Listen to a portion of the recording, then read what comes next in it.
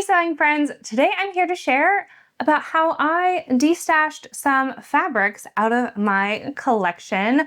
I have been kind of wanting to do this for a while now, but I was just really struggling with all of the attachment that I have to these potential ideas that so much of my fabric collection represents or means to me, but ultimately I was able to pass along about 50 meters of fabric, and I gotta say I feel lighter and brighter and really excited to work with what I do have now, which is still plenty. We'll get into that later, but I thought I would take you along what I have learned along the way with why I wanted to do a bit of a clear out, what things look like now, what I have in my stash, and then look at what I learned from kind of my buying habits, looking at what I bought when and why certain things didn't stick around versus other things, and where I'm gonna take that moving forward. So I'm gonna share some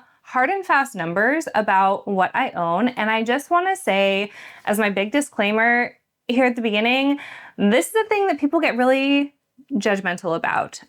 It does represent a large investment in money and space and like potential time, which is another thing I'm going to talk about later. And I just want to say I will neither participate in nor accept any stash size judgment. We all have different relationships with space and stuff and income. And yeah, I will share what I have, but this is in no way saying that someone else who has as much or more than me has too much, that others have too little. Like, I am not here for any of that, whether you are a size queen or someone who just purchases for like individual projects. All of that is not up for discussion, I will say. I'm just gonna talk about my experience and where I have landed with things now. So for the last like 5 or 6 years, I have been keeping a Excel catalog of my entire fabric collection. This is very practically helpful, mostly when looking at patterns and needing to refer back to how large each piece of fabric I have. Like, does it work for this kind of pattern, how much meterage is needed. So that's why I initially started it, but I found it really helpful also for just kind of keeping track of things, because not all of my stuff is all in one place physically. So to have it digitally archived somewhere, to have a list to refer to, has been really helpful. And what I've been trying to do, but not so successfully, is what I'd like to be doing is every month looking at what I have made, so things that have been cut and have moved out of my fabric stash, making sure that that gets counted for, as well as anything that I have brought in. And I'd like to do kind of like a monthly roundup of that. And I was doing that looking at least for the beginning of the year. So starting in January, I had over 300 meters of fabric in my stash, and that does not include kids fabric. I will say that is in its own like separate area, and I don't count that towards my fabric stash. I probably should, but I'm not at this time anyway. And that was, so 300 meters spread across about 125 pieces of fabric. So looking at that, I wanted to see and make sure that everything, all the numbers were correct as far as like things going in and coming out, so I could kind of tally them up by fabric type. So this is kind of a deep dive into how nerdy I get about this kind of thing, but I do love a cataloging system. So that is where I started the year. And what I was a little bit frustrated by was, as I said, I had some of it like up on my main shelf. I keep pointing over there. Hopefully I'll put in a picture over there. But then I had like some of it like down here on this shelf. This is where I've been putting my like current projects, or like the ones next in the queue. But then I also had like a whole bunch of kind of miscellaneous stuff down here on the bottom shelf that was feeling kind of messy. I have a box of like wool / special occasion stuff that needs to be like sealed in plastic for being stored, so it doesn't get, you know, moths or whatever, which I don't think we've really had a problem here, but I'm not going to risk it. So I was a little bit frustrated with like how nothing was really together. And that definitely kind of came to a bit of a head when we decided that we are going to refloor this room. And then we also just got word that our building is going to get re-insulated. So we're basically going to have to move everything that is in this room out at least 2 times in the next year.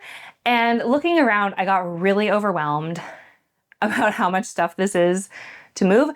I know from the like camera angle here, this all looks very clean and I mean, I'd like to say pretty pristine, but if you zoom out, the roof is very much like at an angle. Things are kind of shoved in the side. I have sewing stuff over here, but then also like our Christmas storage is there. We have art supplies, non-seasonal clothing, building supplies like leftover flooring. Lots of stuff in this room really just needs to go. And yeah, so that is like the main reason. But then I also kind of got tripped up. I think there is a sewing kind of like rule about buying fabric that ended up not working very well for me. So in terms of buying fabric, something I hear in the sewing community all the time is like, oh, you don't want to have too much fabric, so don't buy things unless you have a plan for them. Well, my brain was like, oh, I'll just make a plan for everything and then I can buy whatever I want. Which, for one, like, no one asked me to adhere to that advice in the first place. But number 2, that really took me down a road of getting overly attached to each piece that I would buy, because I would come up with a plan for everything and sometimes multiple plans. I'd give myself lots of options.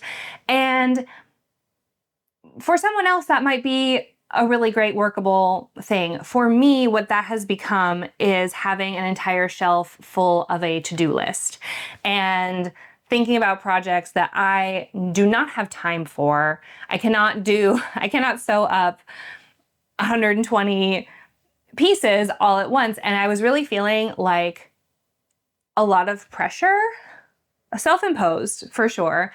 But yeah, every time I would come up here and I would see like these beautiful fabrics, I would be like, oh, and this one is going to be this and this one's going to be that. And then it made it very, I felt a lot of pressure to get those things cut and sewn. And it's just not a rate that I can keep up with. Especially if I was continuing to buy new things. And I have mostly like paused on that for now, which I'll talk about a little bit later. But yeah, I was just really feeling like I had too much that was asking too much of me. And while I loved every single piece, had a plan for every single piece, that was not really a good thing for me mentally. So practical reason to destash was because of the moving or the remodeling that we're going to be doing or having done in this room. And then I really need to like lessen my mental load. So I was actually able to separate like myself and owning the thing from this kind of like future potential or plan that I saw with each fabric. I will be honest, it was a lot of emotional work for me. And the other kind of barrier that I find with getting rid of things is I do want to pass things along responsibly. I really don't want to donate something and just trust that a reseller is going to take it on. I also don't have like the mental energy or time to try to sell either Vinted or eBay or anything like that. I was like, no, I really just need it out for now. But luckily I am part of some really great sewing groups here in the Netherlands. So I was able to, it took me a lot of time, but I did like label everything and send pictures. And then I had some really enthusiastic friends scoop up a lot of it. And what wasn't taken, I checked in with my local charity shop, and they do take fabric as long as it is properly labeled with the fabric content and then the length and the width of it. So I made sure to do that. I tied them all up. I made them really cute so that hopefully they can, go out onto the floor and be bought up quickly rather than like immediately ending up in a landfill. So that was a really important part of this process to me. And I'm really glad that I had some friends around that were eager to scoop that up. So I highly recommend, if you don't have a local sewing group, a big group that I'm part of is the Seamwork local club. So Seamwork has kind of worked on organizing some local chapters, but you could also maybe check in with like your local shop and see if there are any, like text chains or groups like that. I know there's a lot of stuff going on with like Facebook Marketplace. That seems exhausting to me to think about, but yeah, there's lots of possibilities for actual groups, actual people that want your stuff. So as I was packing all of this away and working on kind of reorganizing what was left over, I did notice some trends about the things that I didn't end up keeping. And as I said, all of it was great stuff, all stuff that I mostly still really like the style of. I feel like my style hasn't really changed when it comes to fabric. As it comes to like patterns and silhouettes, like definitely more variation there. But when it comes to fabric, I think I'm pretty, pretty steady, I guess. So it wasn't that I didn't like them or they weren't good. It was just like, what needs to have priority? What do I need to keep that will feel good for my focus, that is going to be worth me packing up, storing, unpacking, and then doing that again a couple of times this year. So I really need to think about that. And what I found with the pieces that I didn't end up keeping, a lot of them were things that I bought either out of scarcity or I bought because I was perhaps a bit influenced. So I want to talk about both of those things. So I noticed that I kind of apply a scarcity mindset when I am shopping in person. So whether that is I'm at a physical fabric store, there are not any like very close to me. So I automatically think like, oh, well, I'm here now. I went all this way. I should just buy it because I'm here. Or I'm at like a market where, it might actually not be there next week. And I think that that has really influenced a lot of my purchases. Whereas I look at how I buy fabrics online, I have a lot more scrutiny. I often will like implore a waiting period for myself to not just collect everything that sparks my fancy. And I realize that when I'm in person, I do that a lot less. So that's something I really want to look at. And then the second one was when, again, shopping in person, if I have like friends and a group with me, I'm also at like a lower barrier to scrutinizing things. If it's like actually something that I'm going to make up in, a relatively, I don't know, whatever reasonable is to me, period of time, or if it's something that really fits with other pieces in either my wardrobe or in my stash, that barrier is lowered, I think, exponentially by the number of people that I am with. So that's something I want to take in mind. I do really love shopping with folks in person, and I think it is really fun, but it's something that I need to note for myself going forward. So I'm not going to put myself on a harsh, like, no buy. I've found that often when I try to do that, like, the opposite becomes true. Instead, I think I want to think of it as adopting a different strategy. So my partner and I really like board games, and one of our favorite kinds of board games are called deck builders. And often with a deck builder, you want to buy all these cards that allow you to do different things. And I definitely get caught up in wanting to like get all of them, and like this one is cool and that one lets you do this. And my partner, on the other hand, is very much like, he likes to keep a really thin deck so that you can go through it multiple times, you know exactly what is there, how it all works together, and you don't have any good things interrupting your great things. And I know this is a weird analogy, but that's the direction I want to go with how I am owning items, and it definitely applies to my fabric stash.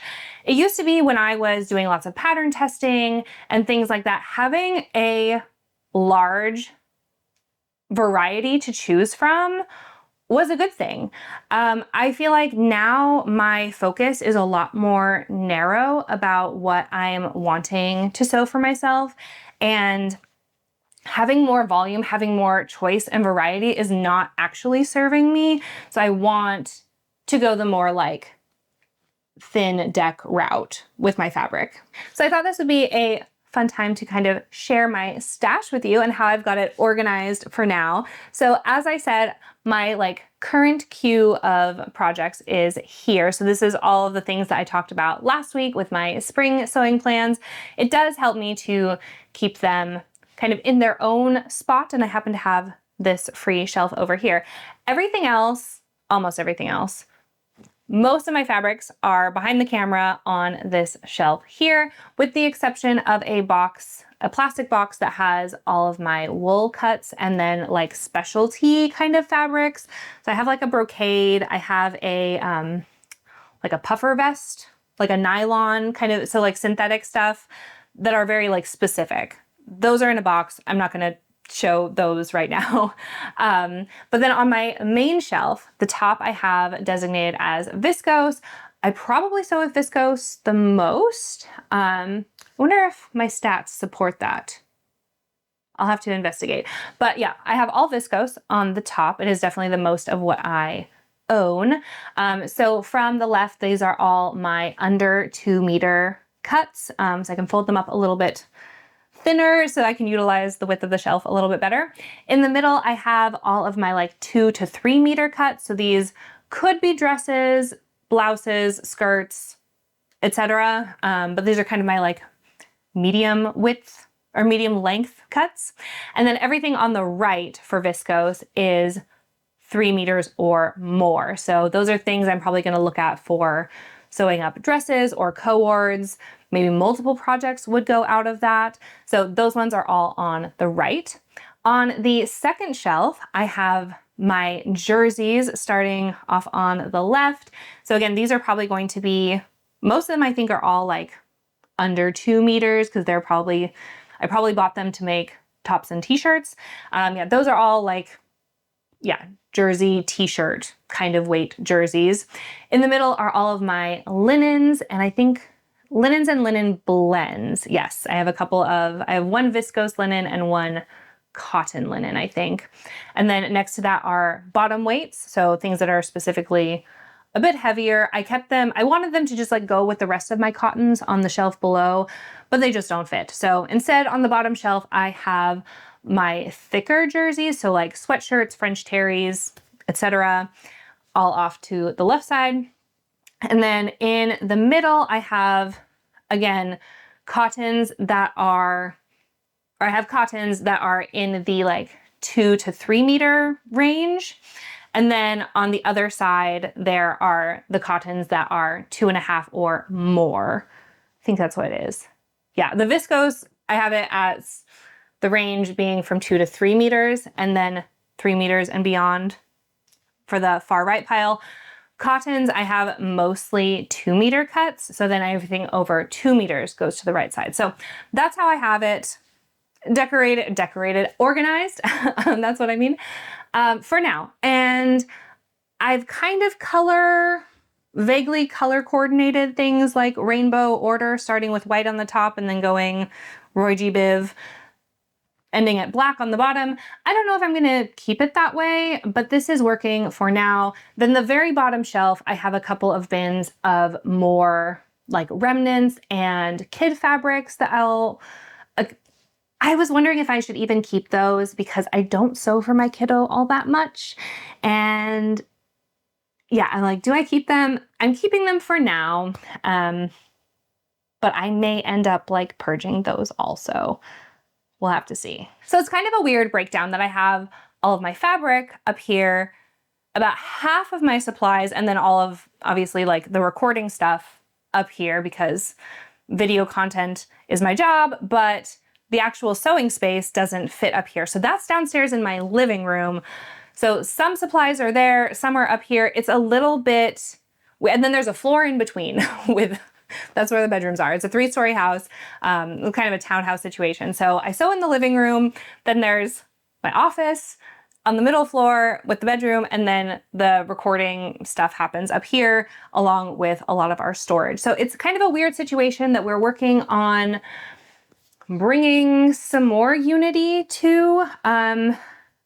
We're working on doing like a lot of house stuff this year, and yeah, a lot of it is to declutter and kind of rework some of our systems, and part of that is definitely sewing. So I'm also downsizing my sewing space within the living room, and I was a bit nervous about it, but I have to say I'm really pretty excited. It's not done yet.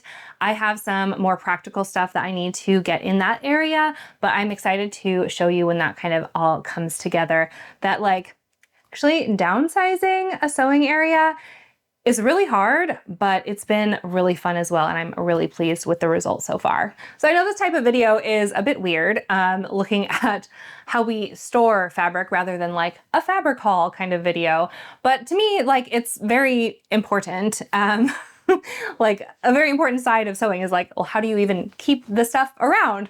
So I know it was a little bit weird. I hope you liked it, and let me know if you are interested in seeing my downsized sewing area when that is all complete. I think it's great. I would love to show you, but if you're like, no, we're really just here, you know, for the finished garment. We're just here for the actual sewing, not all of this home storage stuff, you know, that's fine too. You can let me know. But like, I'm curious about it. I want to know how you're storing your stuff. Does everything fit in one room? Do you have a specific sewing room set aside?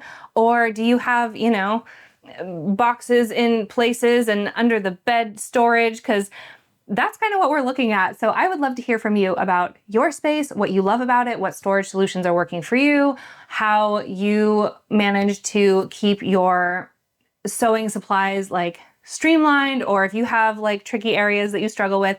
I would love to hear about it, so you can drop them in the comments below. You can look at the community tab here on YouTube. You can go find me on Instagram. Yeah, let's chat about it. So that's where I'm at with things. It's a process, it's a flow, but until next time, guys, happy making. See you soon. Bye.